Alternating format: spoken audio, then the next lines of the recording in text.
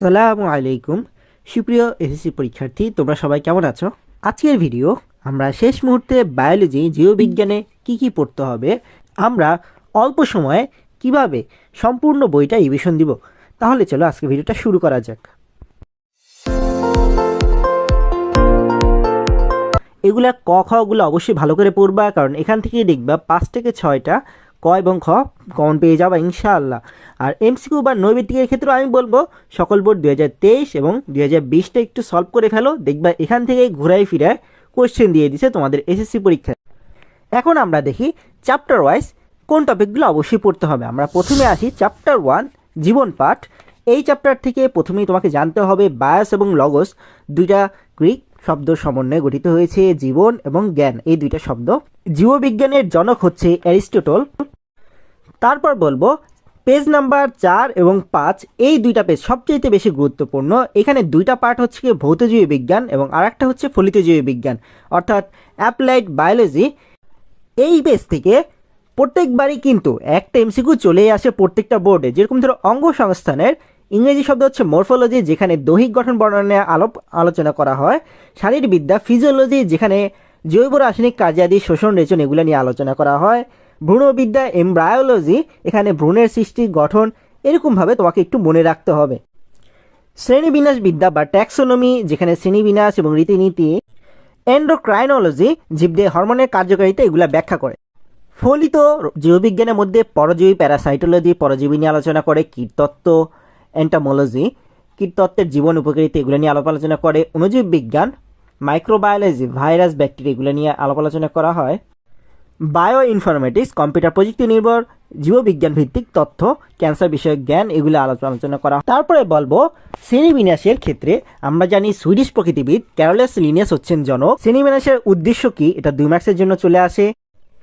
1969 সালে আর.এইচ. হুইটটেকার জীবজগৎকে 5টি রাজ্যে ভাগ করার প্রস্তাব করেন এবং পরবর্তীতে মার্গুলিস 1974 সালে 5 বছর পরেই 2টা সুপার কিংডম এবং 5টি রাজ্যে ভাগ করে ফেলেন।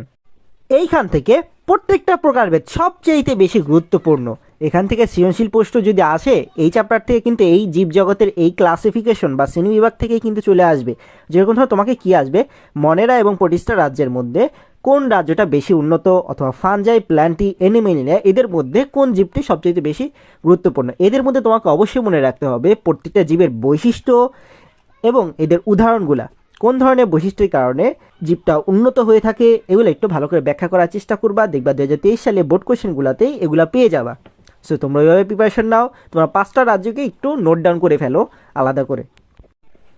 প্রোক্যারিওটা সুপার কিংডম 1 রাজ্য 1 মনেরা, এখানকার উদাহরণ মনে রাখবা নীলাভ সবুজ শৈবাল ব্যাকটেরিয়া। সুপার কিংডম 2 ইউক্যারিওটা রাজ্য 2 প্রোটিস্টা, এখান থেকে উদাহরণ হিসেবে মনে রাখবা অ্যামিবা প্যারামেসিয়াম এককোষী ও বহুকোষী শৈবাল। রাজ্য 3 ফানজাই ইস্ট পেনসিলিন বা পেনসিলিয়াম মাশরুম ইত্যাদি। রাজ্য 4 প্ল্যান্টি, এটাকে 4 ভাগে ভাগ করা যেতে পারে মসবর্গীয় ফানবর্গীয় নগ্নবীজি উদ্ভিদ আবৃতবীজি উদ্ভিদ। এখান থেকে উন্নত সবুজ উদ্ভিদগুলো সবগুলোই প্ল্যান্টির অন্তর্গত। আর নাম্বার 5 রাজ্য হচ্ছে অ্যানিমেলিয়া, এখানে প্রোটোজোয়া ব্যতীত সকল মেরুদণ্ডী অমেরুদণ্ডী প্রাণী অবস্থিত বা কর্ডাটা পর্বের প্রাণীও কিন্তু এই পর্বের অন্তর্গত। আমরা জানি শ্রেণীবিন্যাসের টোটাল 7টা ধাপ আছে, এই 7টা ধাপের নামগুলো মুখস্থ রাখবা। আমাদের প্রজাতিক নাম এবং গণনাম শ্রেণীবিন্যাসে অনেক গুরুত্বপূর্ণ। দ্বিপদ নামকরণ পদ্ধতি অনুসারে উদ্ভিদ এবং প্রাণীর নাম উভয় স্বীকৃত হবে।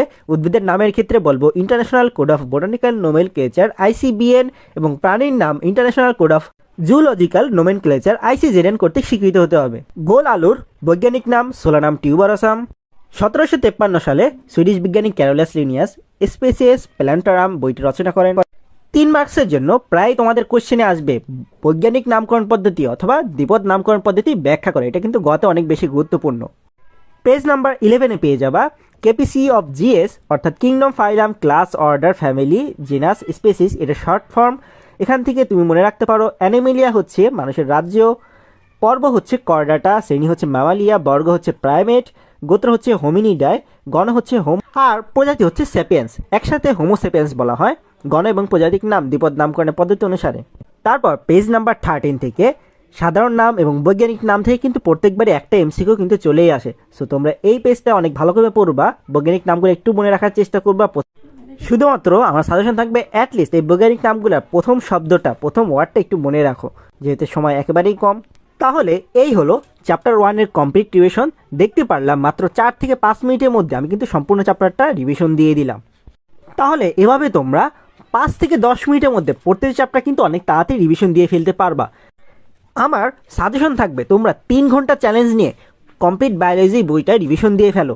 এখন শুধুমাত্র মোস্ট ইম্পর্টেন্ট আমি যে টপিকগুলো বলতেছি এগুলো একটু ভালো করে রিভিশন দাও, আর যেভাবে বইটা রিডিং পড়তে বললাম এভাবে একটু পড়ে ফেলো।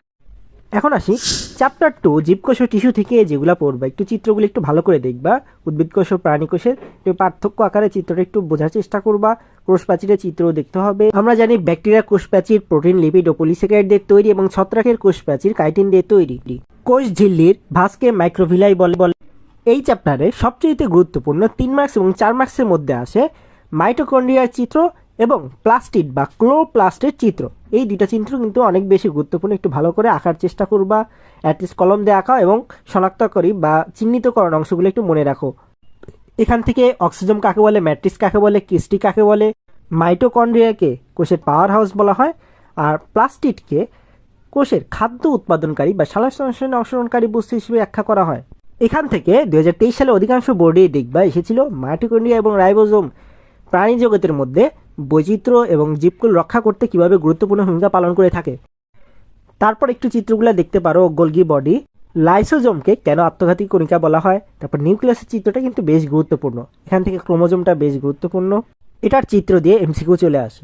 সৃজনশীলের জন্য 3 মার্কসের জন্য আরেকটি ইম্পর্টেন্ট কোশ্চেন হচ্ছে সরল টিস্যু 3টা, প্যারেনকাইমা, ক্লোরেনকাইমা, স্ক্লেরেনকাইমা, এদের তুলনা আকারে পড়ার চেষ্টা করবা। কোনটা বেশি মোটা, কোনটা কোন ধরনের পদার্থ দিয়ে তৈরি, এগুলার। এই অধ্যায়ের সবচেয়ে বেশি গুরুত্বপূর্ণ আরেকটা কোশ্চেন হচ্ছে জাইলাম এবং ফ্লোয়েম টিস্যুর বর্ণনা। পরিবহন টিস্যু হিসেবে এরা কিভাবে কাজ করে, এরা উদ্ভিদের জন্য কতটা গুরুত্বপূর্ণ। এদিক থেকে পড়বা আবরণী টিস্যু এবং স্নেহ টিস্যুর তুলনা, কোনটা বেশি গুরুত্বপূর্ণ। আর রক্ত এবং লসিকার পার্থক্য একটু পড়ার চেষ্টা করবা। শ্বেত রক্তকণিকা, লোহিত রক্তকণিকা, অনুচক্রিকা, এদের পার্সেন্টগুলো একটু মনে রাখার চেষ্টা করবা। পেশি টিস্যুর জন্য 3টা প্রকারভেদ সবচেয়ে বেশি গুরুত্বপূর্ণ, পার্থক্য আকারে শিখতে পারলে অনেক ভালো হয়। ঐচ্ছিক পেশি টিস্যু, অনৈচ্ছিক পেশি টিস্যু, কার্ডিয়াক পেশি বা হৃদপেশি। এটা আর কি অনেক সময় ঐচ্ছিক পেশির মতো কাজ করে, আবার কখনো অনৈচ্ছিক পেশির মতো কাজ করে। এটা বৈশিষ্ট্যটা অনেক গুরুত্বপূর্ণ। তারপরে স্নেহ টিস্যুর চিত্রটা কিন্তু অবশ্যই গুরুত্বপূর্ণ। একটা নিউরনের চিত্র তোমাকে আঁকতে বলবে, এটা 3 মার্কসের জন্য প্রায়ই আসে। আর স্নেহ টিস্যু মানব দেহ নিয়ন্ত্রণে কীভাবে গুরুত্বপূর্ণ ভূমিকা পালন করে, এটা কিন্তু অন্য চ্যাপ্টারের সাথে একটা লিঙ্ক আপ আছে। সো এটা একটু ভালো করে পড়ার চেষ্টা করবা। এখন আসি চ্যাপ্টার 3। চ্যাপ্টার 3 কোষ বিভাজন থেকে আমি প্রথমেই বলবো যে অ্যামাইটোসিস কোষ বিভাজন, মাইটোসিস কোষ বিভাজন আর মিওসিস কোষ বিভাজন কোথায় ঘটে, এগুলো উদাহরণগুলো ভালো করে পড়ো, এমসিকিউ এর জন্য অনেক কাজে লাগবে। তারপরে এদের কাকে বলে এটা একটু পড়বা। আমরা জানি মাইটোসিস কোষ বিভাজনকে সমীকরণিক বা ইকুয়েশনাল কোষ বিভাজনও বলা হয়, আর মিওসিস কোষ বিভাজনকে হ্রাসমূলক কোষ বিভাজনও বলা হয়। এভাবে একটু মাথায় রাখবা, কীভাবে সৃজনশীলে আসলে কীভাবে লিখতে হবে। আর মাইটোসিস কোষ বিভাজনের ক্ষেত্রে আমরা জানি 1টা থেকে 2টা, 2টা থেকে 4টা এরকম কোশ্চেন হয়। আর মিওসিসের ক্ষেত্রে 1টা থেকে 4টা কোষ কিন্তু তৈরি হয়। সেইভাবে মাথায় রাখবা। আর মাইটোসিস কোষ বিভাজনে 5টা চিত্র অবশ্যই কিন্তু অনেক গুরুত্বপূর্ণ। তোমরা অ্যাটলিস্ট কলম দিয়ে হলেও প্র্যাকটিস করো এই 5টা চিত্র প্রত্যেকটা ধাপের, এবং এদের তুলনা আকারে পড়ার চেষ্টা করবা, পার্থক্য আকারে পড়ার চেষ্টা করবা। এখান থেকে কিন্তু চ্যাপ্টার 3 থেকে সৃজনশীল আসলে এই টপিকটা থেকে কিন্তু সৃজনশীল চলে আসে। কোন ধাপের ক্রোমোজোম বেশি মোটা দেখা যায়, খাটো দেখা যায়, কোন ধাপটা সবচেয়ে স্বল্প সময়ের জন্য, এই টেনোফেজ, অ্যানোফেজ, এই ধাপগুলোতে। তারপর আমরা জানি ভিএল যে আয় আকার আকৃতি শেপ ধারণ করে এনাফেজ ধাপে। তারপরে যেটা বললো মেটাফেজ ধাপে সবচাইতে বেশি মোটা দেখা যায়, প্রো মেটাফেজ ধাপে বিষুবীয় অঞ্চল দেখা যায়। এই চ্যাপ্টারে আর একটা সবচেয়ে বেশি গুরুত্বপূর্ণ কোশ্চেন হচ্ছে গিয়ে অনিয়ন্ত্রিত মাইটোসিস হলে কোন ধরনের সমস্যা দেখা দিতে পারে। আবার প্রজাতির বৈচিত্র্য টিকিয়ে রাখতে মিওসিস বা মায়োসিসের গুরুত্ব ব্যাখ্যা করতে বলে। এখন আসি চ্যাপ্টার 4 জীবনী শক্তি। এই চ্যাপ্টার থেকে ভালো করে পড়ার চেষ্টা করবা। সালোকসংশ্লেষণের যে বিক্রিয়াটা দিয়েছে এটিপি ট্রান্সফারের হিসাবটা, আলোক নির্ভর পর্যায় এবং আলোক নিরপেক্ষ পর্যায়। আলোক নিরপেক্ষ পর্যায়টা বেশ গুরুত্বপূর্ণ। C3 চক্র এবং C4 চক্রের উদ্ভিদগুলোর নামগুলো একটু মুখস্থ রাখার চেষ্টা করবা, এবং C3 এবং C4 এর স্থায়ী পদার্থগুলো একটু মনে রাখার চেষ্টা করবা। তারপর অনেক সহজ একটা টপিক, সালোকসংশ্লেষণের প্রভাবকগুলো একটু আইডিয়া রাখার চেষ্টা করবা। সালোকসংশ্লেষণের জন্য আদর্শ তাপমাত্রা হচ্ছে 22 ডিগ্রি সেলসিয়াস থেকে 35 ডিগ্রি সেলসিয়াস পর্যন্ত। এর চাইতে কম বা বেশি হলে সালোকসংশ্লেষণের হার কী হয়ে যাবে, কমে হয়ে যাবে। জীবজগতে সালোকসংশ্লেষণের গুরুত্ব ব্যাখ্যা করতে বলে, অথবা প্রজাতি রক্ষা করতে জীবজগতে সালোকসংশ্লেষণ কীভাবে গুরুত্বপূর্ণ ভূমিকা পালন করে। আর সেখান থেকে আরও কিছু গুরুত্বপূর্ণ এমসিকিউ হচ্ছে বাতাসে অক্সিজেনের পরিমাণ হচ্ছে 20.95 ভাগ বা 20.95%, কার্বন ডাইঅক্সাইডের পরিমাণ 0.033%, আর পানির ক্ষেত্রে কার্বন ডাইঅক্সাইডের পরিমাণ হচ্ছে 0.3%। সো এভাবে একটু মাথায় রাখার চেষ্টা করবে, এমসিকিউ তো অনেক হেল্পফুল হবে আশা করছি। চ্যাপ্টার 4 থেকে 77 পেজ কিন্তু অনেক বেশি গুরুত্বপূর্ণ, সবাত শোষণ প্রক্রিয়া দেওয়া আছে, এখানকার এই ছকটা অনেক বেশি গুরুত্বপূর্ণ। আর এখান থেকে অবাত শোষণের যে বিক্রিয়াটা দেওয়া আছে, এই বিক্রিয়াটা কিন্তু বেশ গুরুত্বপূর্ণ। কত কিলো ক্যালোরি সবাত শোষণ এবং অবাত শোষণে উৎপন্ন হয় এটা একটু মাথায় রাখতে হবে। আমরা জানি সবাত শোষণের ক্ষেত্রে 686 কিলো ক্যালোরি, আর অবাত শোষণের ক্ষেত্রে 56 বা 56 কিলো ক্যালোরি তৈরি হয়। আর আমরা জানি টোটাল শক্তি উৎপন্ন হয় 38 এটিপি। সবাত শোষণ থেকে গ্লুকোজের জারিত হয় 38 এটিপি উৎপন্ন হওয়ার ছকটা কিন্তু অনেক বেশি গুরুত্বপূর্ণ। এটা কিন্তু প্রায়বারই পরীক্ষায় দিয়ে দেয় 3 মার্কসের জন্য। সো এখানকে 38 এটিপি কীভাবে উৎপন্ন হয় এটা একটু ভালো করে মনে রাখার চেষ্টা করবে। এই ছকটা 78 পেজ এবং 79 পেজ এমসিকিউ এবং সৃজনশীল দুইটার জন্য কিন্তু অনেক বেশি গুরুত্বপূর্ণ। এখান থেকে তোমাদের মনে রাখতে হবে 1 অণু NADS2 = 3 অণু ATP, 1 অণু FeDS2 = 2 অণু ATP, 1 অণু GTP = 1 অণু ATP। সো এভাবে এমসিকিউর জন্য অনেক গুরুত্বপূর্ণ। তারপরে শোষণের গুরুত্বটি একটু আইডিয়া রাখার চেষ্টা করবা, কীভাবে আমাদের পরিবেশে শোষণ গুরুত্বপূর্ণ ভূমিকা পালন করে। তারপরে শোষণের প্রভাবগুলো কিন্তু অনেক বেশি গুরুত্বপূর্ণ এমসিকিউ এর জন্য। এখান থেকে মনে রাখবা শোষণের জন্য আদর্শ তাপমাত্রা হচ্ছে গিয়ে 20 ডিগ্রি সেলসিয়াস থেকে 45 ডিগ্রি সেলসিয়াস। এখন আসি চ্যাপ্টার 5 উদ্ভিদের খনিজ পুষ্টি থেকে। এখান থেকে পড়তে হবে, আমরা জানি টোটাল অত্যাবশ্যক উপাদান হচ্ছে 16টা, এটার মধ্যে ম্যাক্রোনিউট্রিয়েন্টে আছে 10টা এবং মাইক্রোনিউট্রিয়েন্টে আছে 6টি। এর একটু মুখস্থ রাখার চেষ্টা করবা। এমসিকিউ এর জন্য পেজ নাম্বার 88 এবং 89, এই দুইটা পেজ 88 অ্যান্ড 89, এই দুইটা পেজ অনেক বেশি গুরুত্বপূর্ণ। তোমাকে প্রত্যেকটা উপাদানের এবং এদের অভাবজনিত লক্ষণগুলো এবং এদের রোগগুলো একটু ভালো করে পড়ার চেষ্টা করবা। এমসিকিউতে দেখা যায় প্রত্যেকটা বোর্ডে এখান থেকে একটা এমসিকিউ চলেই আসে। তারপর এখান থেকে খাদ্য পিরামিডটা, আদর্শ খাদ্য পিরামিডটা একটু মনে রাখার চেষ্টা করবা। এই চ্যাপ্টার থেকে সবচেয়ে বেশি গুরুত্বপূর্ণ বলবো 3 মার্কসের জন্য BMI, 4 মার্কসের জন্য পুষ্টি উপাদানে তাপশক্তি নির্ণয় করতে বলে। পেজ নাম্বার 104, 105, 106, 107 এগুলো একটু ভালো করে পড়তে হবে। এখান থেকে কিন্তু একটা সৃজনশীল কিন্তু প্রায় প্রত্যেক বছরই দিয়ে দেয়। সো BMRটা একটু ভালো করে শিখতে হবে, এদের সূত্রগুলো দেখবে। এটা এমসিকিউর জন্য কিন্তু একটা এমসিকিউ কিন্তু প্রত্যেকটা বোর্ডে অবশ্যই আসবে BMR থেকে। আচ্ছা, আর একটা জিনিস মাথায় রাখতে হবে যে 107 নাম্বার পেজ থেকে ছেলে এবং মেয়ে উভয়ের ক্ষেত্রেই দেখবা BMI এর জন্য বিভিন্ন ওজন দেওয়া আছে। সঠিক ওজন কোনটা, স্থূল ওজন বা কম ওজন, বেশি ওজন, এটার জন্য BMI এর মানগুলো অবশ্যই মুখস্থ রাখতে হবে। 2 মার্কসের জন্য বলবো রাফেজ কাকে বলে ব্যাখ্যাকারে পড়বা এবং ভিটামিন এর কাজগুলো পড়বা। আর এমসিকিউ এর জন্য রোগগুলো একটু ভালো করে দেখবা, রিকেটস, রক্তশূন্যতা, এগুলো একটু দেখার চেষ্টা করবা। পেজ নাম্বার 109 ছকটা একটু দেখে রাখতে পারো। পরিবার থেকে বলবো অগ্নাশয়, যকৃৎ এবং পাকস্থলী, এদের কাজগুলো একটু দেখো। আর দাঁত হচ্ছে কি এমসিকিউ এর জন্য অনেক গুরুত্বপূর্ণ, এখান থেকে এমসিকিউ কিন্তু চলে আসে। আর পরিপাকতন্ত্রের চিত্র একটু দেখবা, এটাও এমসিকিউ এর জন্য গুরুত্বপূর্ণ, কারণ কোথায় কোন অঙ্গটা থাকে এই অঙ্গ দিয়ে কিন্তু তোমাকে এমসিকিউতে দিয়ে দিবে। এই চ্যাপ্টারে 4 মার্কসের জন্য প্রায়ই চলে আসে খাদ্যের পরিপাক্রিয়া, ক্ষুদ্রান্তর, অগ্নাশয় এবং পাকস্থলীতে পরিপাক, এটাও ব্যাখ্যা করতে বলে। আর আন্তরিক সমস্যা হিসেবে যে রোগগুলো আছে এগুলোর কারণ, প্রতিকার এবং লক্ষণ, এগুলো একটু পড়ার চেষ্টা করবা। এমসিকিউ এবং সৃজনশীল দুটোর জন্য গুরুত্বপূর্ণ, এবং কোন ভাইরাস, ব্যাকটেরিয়া এগুলা ইফেক্ট করে, সো এইগুলা অনেক বেশি গুরুত্বপূর্ণ এমসিকিউর জন্য। চ্যাপ্টার 6 উদ্ভিদের পানি ও খনিজ লবণ পরিবহন, এটা বেশ গুরুত্বপূর্ণ এবং প্রশোধনের প্রক্রিয়াটা ব্যাখ্যা করতে বলে। তারপর এখান থেকে প্রশোধনের প্রভাবগুলো বেশ গুরুত্বপূর্ণ। তারপর রক্তকণিকাগুলার চিত্র একটু দেখার চেষ্টা করবা। এখান থেকে আরও কিছু জিনিস মনে রাখতে হবে, এদের গড় আয়ু কত, এদের পরিমাণ কত, দেহে এদের পরিমাণ কত, রক্তের অ্যান্টিজেন কাকে বলে, অ্যান্টিবডি কাকে বলে। এখন রক্ত আদান প্রদানের ক্ষেত্রে RH নেগেটিভ রক্তের ভূমিকা বা কীভাবে বাধাগ্রস্ত হয় এটা একটু ব্যাখ্যা করতে বলে, বা রক্ত জমাট না বাধা বা বাধা, এটার কৌশল ব্যাখ্যা করতে বলে। এটা 23 সালে বোর্ড কোশ্চেনেই পেয়ে যাবা। সর্বজনীন রক্তগ্রহীতা হচ্ছে AB গ্রুপ এবং সর্বজনীন রক্তদাতা হচ্ছে গিয়ে O গ্রুপ।